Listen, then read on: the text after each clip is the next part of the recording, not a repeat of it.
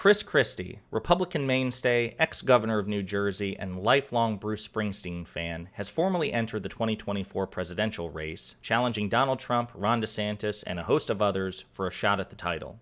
Intrigued? Then click that like and subscribe, and enjoy the video.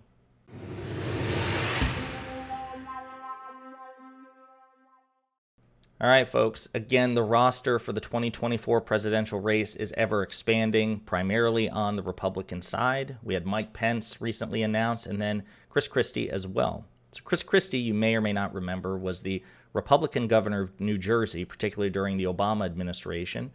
He gained national prominence at the time for how he managed disaster relief, his relatively cordial bipartisan relationship with the president. And then he ran for president himself in 2015, lost badly, ended up endorsing Donald Trump, was named the head of Donald Trump's 2016 transition team into the White House. And then basically ever since then, because he never got into the cabinet or anything, any sort of high-ranking Trump position, he's been a political commentator for multiple outlets. Okay. Now, over time, Chris Christie has distanced himself and become increasingly critical of Donald Trump.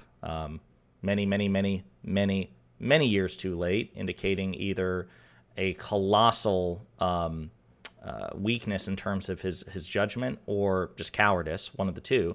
Either way, not very flattering. But for whatever reason, Chris Christie has decided that he wants to run for president yet again against Donald Trump, who beat him last time, and Ron DeSantis, who is the only other non-Trump figure in the Republican primary who stands a remote chance at this point of claiming it. So I want to play a couple of clips, two from Christie, one from Trump himself, which isn't particularly nice, but of course you got to get his reaction. And so let's play the first clip and hear what former Governor Christie has to say. I'm not just talking about the leadership of my own party. I'm talking about the leadership of both parties. Barack Obama made us smaller by dividing us and trying to make sure that his party was divided into smaller pieces so that he could lead the small pieces that he wanted to. And Donald Trump made us smaller by dividing us even further and pitting one group against another, different groups pitted against different groups every day. And by definition, making those groups smaller. Because even when you're talking to those small groups, you're going to say something that offends them. And the leader, instead of trying to bring people together, says it's okay to leave. It's okay to go. Move to another group that you agree with even more, which by definition will be even smaller. All right, so props to Chris Christie in that minute-long diatribe for doing one thing that none of his competitors have done this quickly, this early, and that is to publicly criticize, in no uncertain terms, Donald Trump, right? Chris Christie, right or wrong, understands that if he's going to compete with Trump, if you're going to make that the premise for your run, if you're going to assume the burden of trying to compete against Donald Trump, because you can't share the presidency, right? You either get the nomination or perhaps you're teeing yourself up to be vice president. You're going to have to actually compete against him. You're going to have to run against Trump. Chris Christie's coming right out the gate saying, here's what's bad about Trump. Now, where I got to dock points is because Chris Christie, like everybody else to one extent or another in the Republican leadership, is a coward. And the reason I say he's a coward is because he had to couch his criticism of Donald Trump as a divider and as an ineffective president by suggesting that Barack Obama was comparable, that in terms of division in this country, Barack Obama was comparably divisive to Donald Trump. It's an absurd proposition. But clearly the only way that Christie felt comfortable to actually criticize Donald Trump. Now, I want to play the second clip from Truth Social. It's mean, but it's Donald Trump's response. And this is, again, a reflection of what you can expect from Donald Trump with respect to where he goes against, like, Chris Christie in particular. So let's see what he has to say. And it was about our country and its future. And I wondered what our choice was going to be. Were we going to be small or are we going to be big?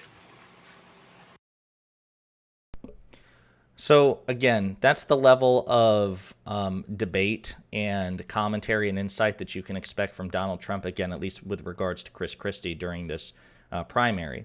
It's going to be a lot of body shaming, even though if we want to go down that road, it's not like Donald Trump is a beacon of physical health himself. But that's something that has been tarred and lobbed against Chris Christie for years now. So he's not going to be affected by it. Chris Christie, I assure you, whatever his strengths and weaknesses are, he's not going to flinch at the tacit body shaming, which will become increasingly less tacit, I assure you, as the presidential primary continues to heat up.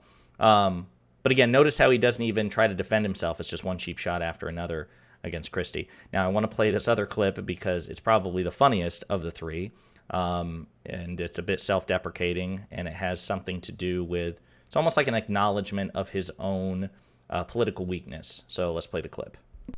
I just will tell you this, that if you are in search of the perfect candidate, it is time to leave. I am not it. And not only am I not the perfect candidate, I'm far from the perfect person. So yeah, that clip was the one that was interesting to me the most because Christie's not stupid. He's very, very smart, and he's well aware of his chances, I'm pretty sure, against Donald Trump. He'd have to be absolutely deluded to think otherwise. He knows that he will be trailing in the polls, that the odds are against him. But I'm sure he's thinking, that he has a few distinguishing factors.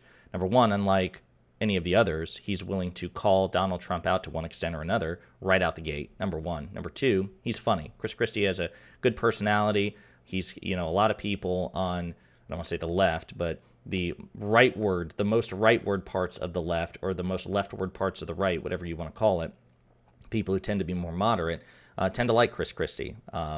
He's been on, I'm pretty sure he's been interviewed by, late night talk show hosts, which is seen as like Hollywood leftism. Like he's bantered with Stephen Colbert and Jon Stewart, et cetera, and so forth. And he had a cordial relationship with President Obama. So he's probably thinking that that's sort of the personality that lends itself well. He'll bill himself as a New Jersey tough guy who can handle the insults, handle the immaturity, and call out, balls and strikes as he sees it. And to whatever extent he makes those claims, I think he's in a unique position to fulfill them. But obviously, again, this is not what the Republican Party wants. The Republican Party does not want a more moderate Trump. They want Trump who's just as extreme without the baggage. Plus, and you would think, okay, well then DeSantis fills that bill. But DeSantis lacks one crucial element, charisma.